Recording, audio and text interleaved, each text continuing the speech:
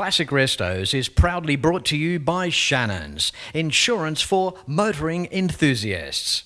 Hare and Forbes Machinery House, Pace Farm, Hero Hoists, and Martin's Panel Masters.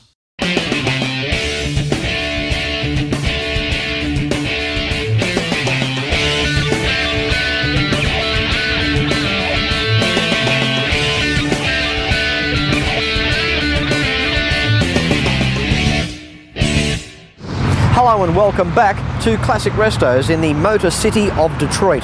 Now these special episodes are a big thanks to Shannon's. Why not give Shannon's a call for a quote on 134646. It's time for you to join me now as I share with you one of the most influential epicenters in automotive history. And you'll see more right after this. It's thanks to Shannon's. Ask about multi-policy discounts and sign up for the Shannon's Club. Call 134646 for a quote and see more at shannons.com.au. And Hare and Forbes has the range. Buy online at machineryhouse.com.au. The city of great ideas that featured innovation and design was just the tip of the iceberg for incredible success.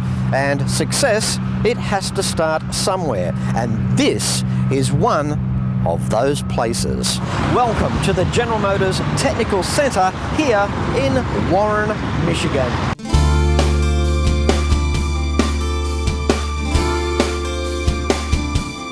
This is home to some of the most iconic and most loved automobiles ever built, full stop.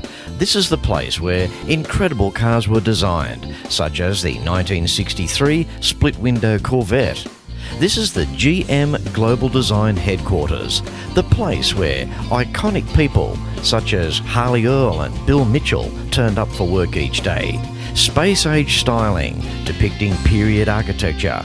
The GM building itself is a mirror of testament, representing the same state-of-the-art styling that went into the motor cars of the time. So, now it's time. Let's find out more about the GM Technical Center and the cars that were designed there. Here we are at the GM Tech Center here in Warren, in Michigan. Jacob, welcome to today's show. Hello, Fletch. How are you doing today? I'm great. Now, look, only from movies one can only imagine. This is like Area 51 getting into here. Oh, yes. Yeah, it's one of the beauties of GM. Historical. Yes. Now, Jacob, tell us your title. I am the Historic Vehicle Project Engineer. I manage the historic concepts here at GM, everything from the Y job all the way up to the brand new ones, the Cadillac Escala. Tell us about this car in terms of the purpose of it. Why is it here? Yeah, it's the 1951 LeSabre. It is GM's, follow-up to the Y job. It was both, it was an experimental vehicle, but it was both an engineering and a design development vehicle. Test the future of the automotive industry. What a time. I mean, we're talking rocket inspiration here. I mean, you guys hadn't put men on the moon at this stage.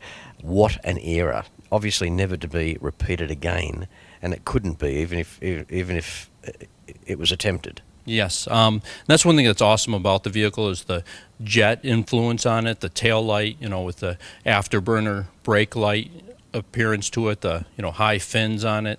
Those are items that influenced GM, through '59 when we had our highest fins of the year, and every brand had their own version of it. Jacob, run us through some of the features of this car from 1951. Yes, it has a 215 cubic inch V8 that's both gasoline and methanol injected. If you apply the accelerator more than 50%, then the alcohol comes into it. It is supercharged, but at 215 cubic inch, it is 335 horsepower, and that is unheard of numbers for the day to have such a small displacement with such a high horsepower output. Was it quite reliable in terms of the level of prototype? Did it do everything properly? Did it behave itself? Was it a good car? Oh yes, especially from a powertrain standpoint. It has a rear differential, transmissions mounted in the back. It's got inbound brakes, and both vehicles from the get-go had a very reliable output to them. And then there was a lot of other small engineering feats in the vehicle as well. They have 4 hydraulic jacks mounted underneath them that lift the vehicle up one at a time to change a tire if you had that distress. I think it's sensible too how they spaced out the parts through over the length of the vehicle just to balance things up as well. Oh yes, they were looking at weight distribution because for 1951 this was a sports car in that time frame, 2-seater. But there's a lot of magnesium and aluminum used in the build of this vehicle. They're very light for the size of the car. It looks like a very heavy car, but it's a unibody frame and a lot of advancements in that area as well. Also, too, for this prototype car for 1951 too, Jacob, I believe the first car with the wraparound windscreen. What can you tell us about that? Oh yes, it was advancement in glass at that time, and that's one thing they were working on is more aerodynamic and just better styling. And that was the XP 300 and LeSabre were the first to work on the wraparound windshield. Any other features? Yes, there's a rain sensor inside the cabin that... You are kidding me. No. In case it was raining, the top would automatically close up on it. Opulence and sophistication are just 2 words that bounce into my head straight away when I see this car.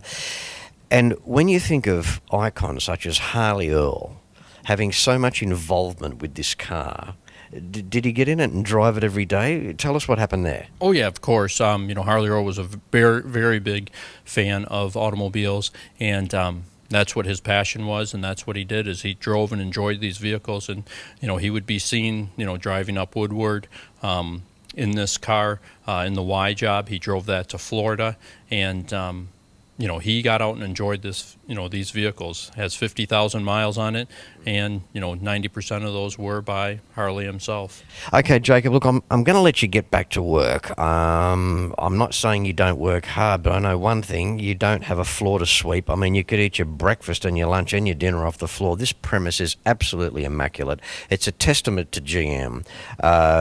Just the presentation every step of the way. As soon as you walk through the door and walk through long hallways, we can't film those. It's a secret place, obviously. The public cannot just walk in here. And on that note, thank you so much, Jacob, for your time. I really appreciate it. No problem, Fletcher. It was a pleasure having you here today. Thank you. There's no place else in the world that I'd rather be than here in mechanical assembly with these crown jewels of GM's historic collection. The Y job, the Cyclone, 59 Stingray, and LeSabre is just a joy to be able to show people and share with people. It's always a blast to take that out and share it with the public. That's what makes this job one of a kind.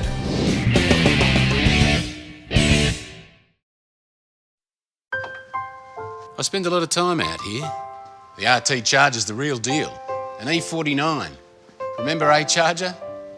I've always got projects on the go, so Shannon's laid-up cover helps protect my restorations. I'm Mopar through and through. It's a passion Shannon's understands. I wouldn't insure my cars and bikes with anyone else. Shannon's, insurance for motoring enthusiasts. Call 13 46 46 for a quote. Hare and Forbes Machinery House has been family owned and operated for over 85 years, and it's easy to see why. And with a range like this, you cannot go wrong. Planning on welding? Look at these welding tables and clamps, air compressors and different air tools, sandblasting cabinets, through to spray guns. Everyone is welcome at Machinery House, and they're also open Saturday mornings. Their range of machine tools are workshop tested. There are competitive freight rates around Australia, and you can buy online at machineryhouse.com.au. So remember, Hare and Forbes has the range. Well, my name is Susan Skarsgård, and I'm a designer here at General Motors. I started off working in the corporate and brand identity studio, designing emblems and nameplates for cars and trucks. And then after that time, I kind of transitioned to a new role and ultimately founded this department, the GM Design Archive and Special Collections, with a group of other people interested in the history of design. And counterintuitively, this department started right at the juncture of when General Motors went bankrupt. And we decided at that juncture to make sure that we documented and made safe our history of design at GM. So one of the most important things about the history of design at General Motors, and actually for the entire company in terms of product development, is the campus itself. The campus was opened in 1956, and it's a masterpiece of mid-century modern architecture, corporate architecture, and was Eero Saarinen's first major project. The first vice president of design at General Motors, Harley Earl, he got involved in this project in a big way. And his whole goal in getting involved was that he wanted to make sure that the campus, this new campus design, would be reflective of their idea of the future of the company. So the entire campus, when it was designed, was just like nothing had ever, people had never seen anything like this. Hard to put words to this facility. It is absolutely incredible. So my first question to you is, tell us what this section of the Tech Center represents. Well, this is the General Motors Design Archive and Special Collections. And what that is, officially, is the repository for the history of design at General Motors. So everything, every artifact, every drawing, everything that we have, it all relates to the, over 100-year history of design. The pictures behind us, and in front of us, we're surrounded by the craftsmen, pictures, the workmanship, the hands, behind the scenes. It's almost like, this is the real deal, but it's the stuff that the average person doesn't wake up of a morning and think about. We see the beautiful opulent products that have been designed and manufactured over the years, but these pictures here, they're the hands that did it. Mm-hmm. And that's really the point of this exhibition, really, is to bring to light some of the disciplines that are involved in bringing car design to light. And so this is the design building at the General Motors Technical Center campus. And specifically, this particular exhibition is highlighting really everyone but car designers. This is highlighting all the disciplines that have to do with visualizing car design. So that includes the paint shop, the trim shop, the metal shop, the wood shop, the sculptors. I'm probably gonna forget one of them, but in essence, these are the craftspeople that bring design to life, that bring designers' ideas and make them into reality. Susan, how old is the campus? The campus was opened in 1956, and it took about 7 years to actually build the campus. So it's over 60 years old, and I think it's quite amazing when you think about it that all these many years later that these buildings on this campus are used for the same purpose that they were originally designed for. Well, this is part of the overall exhibition where we have focused on each individual discipline that has to do with visualization of car design. And in this case, it's the metal shop. And this particular story is basically showing this image, which is a kind of an iconic image in the 50s of the Cadillac Cyclone with these women that are sort of draped over the vehicle at an auto show. And then we've juxtaposed this particular part of the story with this image over here, which is basically a group of women that now work in the metal shop. And the wonderful thing is that these women were all involved in the restoration of this particular vehicle, which is a very important vehicle in the history of design at General Motors. Well, one of the most important activities that we do here at the General Motors Design Archive and Special Collections is to acquire designer sketches that sort of document the history of design at GM. And so in that purpose, that's what this area is in our archive, and I wanted to just give you a sense of what I'm talking about there in terms of designer sketches. So we pull people in from folks that used to work at GM, designers that used to work at GM, as well as folks that collect automotive art and other institutions. And in this type of work, a lot of this material left the building. And so we've been in the process of acquiring this material back, and we shoot it and have created a very important digital archive of this work. And so when we first started this department, we had about 100 designer sketches. And just in 8 years, we have now topped over 16,000 designer sketches that document the history of design at GM. This is like one of the most interesting and unknown parts of the Technical Center campus. I would venture to say that most of our designers who work in this building, probably 98% of them have never seen the inside of this room. Okay, why is it so secret? Well, it is the vice president's personal dining room. And so it's only for the use of the vice president of design at General Motors. The room blows me away. I mean, it's just got so much style. It's also got an incredible view. The ceiling, take it what way you will, honeycomb style, hexagonal, everywhere you look, you can just tell that quality it's gone into everything. Yeah, and it also is using automotive finishes and whatnot. For instance, this is the walls here are anodized aluminum strips. This rosewood ceiling is reminiscent of the tiles that are on the viewing patio outside the dome where they look at, new vehicle designs. And the whole place was designed and built by GM people.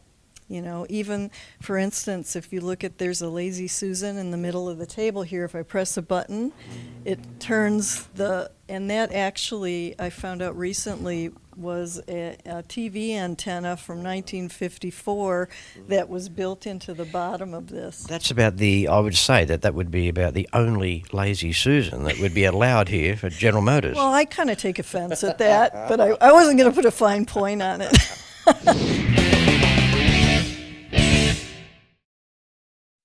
Every weekend around Australia, motoring enthusiasts get together to share their passion for cars and bikes. It's a passion that brings us together. All sorts of people, all sorts of cars and bikes, from the classics of today to the classics of tomorrow. At Shannon's, we understand enthusiasts, so when it comes to insurance, it's got to be Shannon's. Shannon's, insurance for motoring enthusiasts. Call 13 46 46 for a quote. If you have a restoration project, Hare and Forbes has the tools that you need. Look at these restoration products: shrinker stretchers, dollies, mallets, bead rollers, profile gauges, professional panel restoration kits, and so much more. Now I warn you, enter at your own risk because you will end up buying something. So come along to your Cap City store or browse and buy online at machineryhouse.com.au because Hare and Forbes has the range. I've been in the job here now as Vice President of Global Design for GM for just over 12 months. I started back in July of 16. The appointment was a surprise, and I guess I was a little bit humbled by that initially because I really didn't know what to expect. I've worked for GM for 33 years, and I knew Ed fairly well as my boss, and I knew how to perform as an employee and a leader in the company. I didn't understand what it meant to have this role. You need to be an inspiration to people, but mostly I saw my role as not getting in people's way, enabling a bunch of very, very talented people who are able to continue that tradition of design talent and execution that GM's always demonstrated. I needed to allow them to do their job and just reinforce a vision of good design, great relationships, a self-confidence in the team here. Personally, the way we run the business here now is we style within the brands. We have a brand style which is constantly evolving. And the evolution of that style, the style of sculpture, the graphics of the vehicles, that all happens within some criteria or within customer expectations and how we want to present the brand to the customer. It cycles as quickly as we cycle the individual vehicles. A vehicle program, we're doing programs now, I suppose. We're in 17, we're looking at programs all the way out to 25 and beyond. Whether it's an update, whether it's an all-new vehicle, we work at that pace. Things are changing though, because while we maintain the momentum in the core product and the way we understand the business is changing. So we're a bit bipolar. We're also looking at a change in propulsion systems, electrification. We change in the intelligence of the vehicles with the connectivity and autonomous driving. So we've sort of got two focuses now, keeping the business running with what we understand and the brave new world. And I get to be here at that point where the business is embracing the new world. So the cycle continues, and it continues at a pace which is getting more and more intense. We're using studios like Australia now. We have Australia, California, and a number of other advanced studios to do both directional work for the cycle within the brands and the new designs we have. I think a reference point for Australia and the studios down there would be the Buick Avenir, the show car that actually won the best concept at the Detroit show. We're using studios like that to help us define the future. They've moved from a place where they supported manufacturing in Australia, and as manufacturing has ceased there, so we use them now to have an opinion on production programs, but also show us the future. You need studios around the world to offer a different opinion. There's one thing about Detroit. It's a wonderful place, wonderful heritage, but if you think about the streets of Detroit and the environment here, it's very myopic. So you've got to be careful you don't get stuck. So having studios around the world to have an alternative opinion, to give people assignments, send them out there, bring them back here. It's how we maintain a freshness and a hybrid vitality, if you like, in the design process. With me now, Mike Simcoe, the Vice President of Global Design for GM. Good morning, Mike. How are you doing, Fletch? I'm great. Yourself? Oh, wonderful. Look outside. It's fabulous. What an incredible office. Words escape me. I mean, to think we turn the clock back here and the office of once Harley Earl. This is Harley Earl's office. Since then, we've all been custodians and happy to be in an environment like this, which realistically hasn't changed since Harley and Eric Saarinen brought it to being. The big names like Harley Earl, Bill Mitchell, how does it feel? Is it quite surreal working for GM? I grew up particularly with not knowing personally Mitchell, but knowing his work. Yep. So that's the period that I grew up in, looking at the iconic vehicles that he created and these studios created and went through this office essentially, yep. As well as looking at some of the European stuff. In Australia, we had the ability to look at the best of both. Mike, how long have you been with GM? 33 years. So I haven't been in this office many times until late. I mean, when I worked here in the States from 2004 to 11, I came into the office a few times. Some good, some bad, as you come to see the boss. But now that I am the boss, I get to exist in here a lot of my life. I like to spend time in the studios, but you come back in here and it's a beautiful environment just to think about things. When we talk of vehicle styling, Mike, over the years, I mean, once upon a time cars were windswept and then they became dead square, and now we're back in 2017. The cars are getting that streamlined shape again. Where do you see styling going from this point now with all the technology that we have?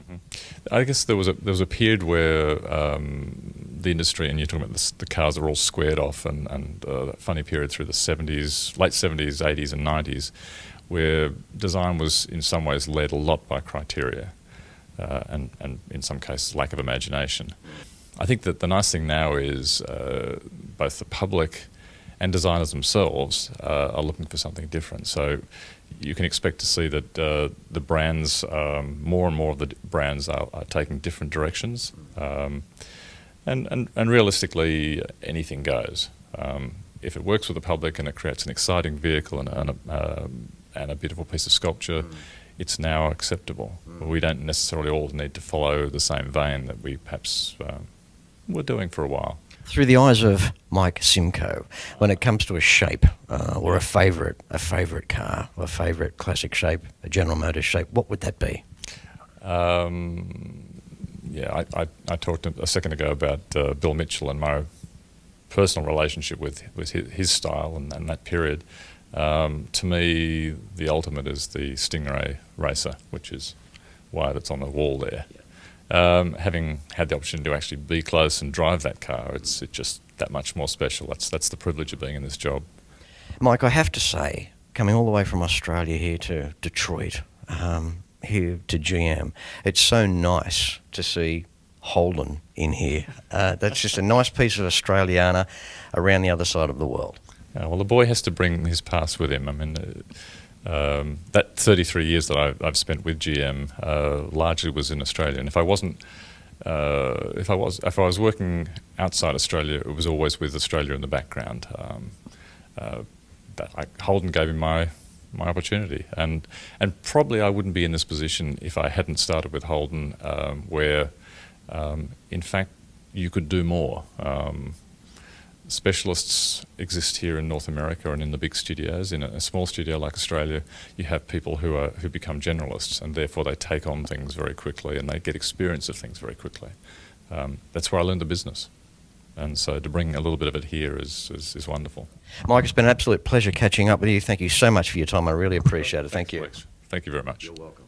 Well, I hope you really enjoyed this week's episode of Classic Restos at the GM Tech Centre here in Warren, Michigan. An extraordinary place, and of course this trip, special thanks to Shannon's. Why not pick up the phone and give Shannon's a call for a quote on 134646, and make sure you're a member of the Shannon's Club. As I say at the end of every episode, until next week, no matter where you're watching Classic Restos from, please ride and drive safe. I'm Fletch, and I thank you very much for watching.